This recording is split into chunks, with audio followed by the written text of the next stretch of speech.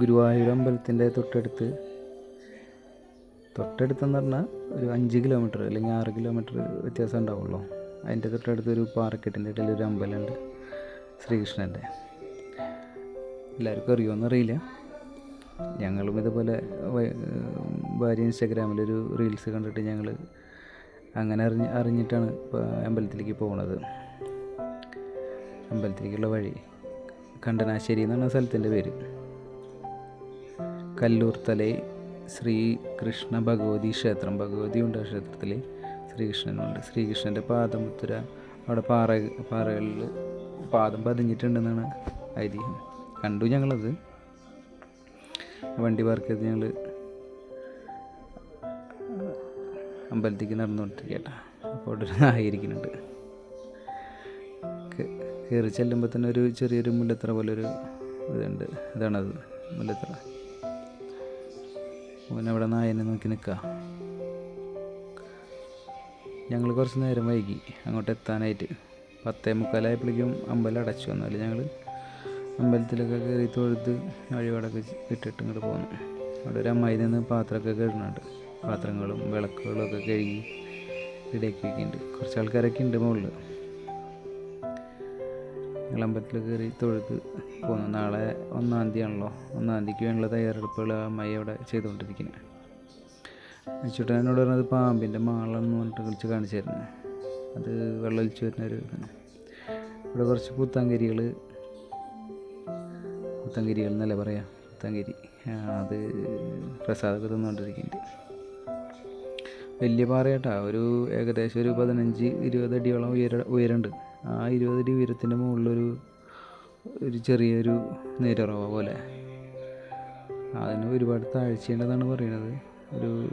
ഏകദേശം 10-20 അടി 20 അടി പൊക്കം ഉണ്ടാകുമ്പോൾ ആ 20 അടി താഴ്ച എന്തായാലും പാറയുടെ ഉള്ളിലേക്ക് ഉണ്ടാവും. പിന്നെ അതിൻ്റെ അടിയിലേക്കും ഉണ്ടാവുമായിരിക്കാം.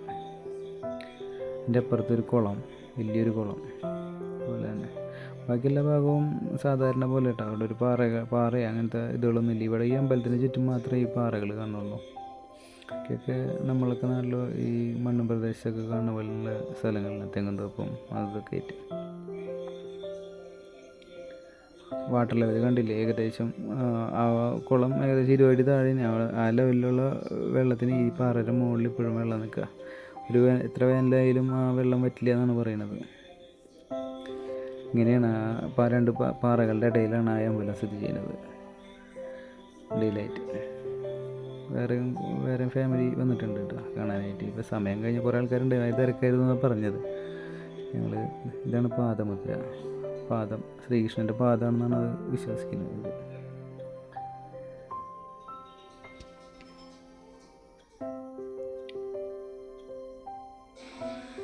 മോനതൊക്കെ നോക്കി കാണാനേട്ടാ. അച്ഛന് ഭയങ്കര ക്യൂരിയോസിറ്റി. നമുക്ക് അതൊക്കെ കണ്ട് കുറേ ചോദ്യങ്ങളൊക്കെ ചോദിച്ചെന്നോട്. ഞാൻ വിട്ടു. വലിയൊരു പാറയാണ് അതിൻ്റെ നട വിട്ട് അങ്ങോട്ട് പോകാൻ പാടില്ല. ഞാൻ അങ്ങോട്ട് പോകാന്നില്ല. എന്നുവെച്ചാൽ മഴ പെയ്ത് ഭയങ്കര വഴുക്കലൊക്കെ അവിടെ. പിന്നെ മുകളിൽ നിന്നിട്ട് ഈ അമ്പലങ്ങളെല്ലാം അങ്ങനെ പാറയുടെ മുകളിൽ നിന്നൊക്കെ കാണാൻ കംപ്ലീറ്റ് നല്ല രസമുണ്ട്. 5 അമ്പലം കണ്ടിട്ടുണ്ട്. അതിൻ്റെ ഉള്ളിൽ ചെറിയ അമ്പലങ്ങളൊക്കെ അടക്കം.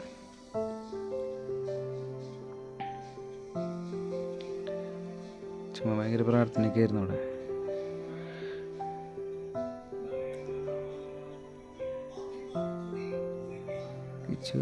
വലിയ കുഴപ്പമൊന്നുമില്ല. അവിടെ നിന്ന് ഇറങ്ങി ഞങ്ങൾ പുറത്ത് താഴോട്ട് വന്നപ്പോൾ അവിടെ ഒരു അങ്ങനെ മുളങ്കാട് അവിടെ എന്തൊക്കെയോ കിളികളൊക്കെ കാണിക്കുന്നുണ്ട്. അച്ഛൻ അമ്മയ്ക്ക് വിളിച്ച് കാണിച്ചു കൊടുക്കുന്നുണ്ട്. നല്ല രസമുണ്ട്. നല്ലൊരു അറ്റ്മോസ്ഫിയർ ആയിരുന്നു അവിടെ. നല്ല ഭയങ്കര. അവിടെ ഒരു ഊഞ്ഞാലും ഉണ്ട്. ആരോ ഊഞ്ഞാലൊക്കെ കെട്ടി വെച്ചിട്ടുണ്ട് അവിടെ. അതിലൊക്കെ കയറി അച്ഛൻ ഇതൊക്കെ കഴിഞ്ഞ് ഞങ്ങളിങ്ങോട്ട് തിരിച്ചു പോരുമ്പോൾ അപ്പോഴാണ് ഇതിൻ്റെ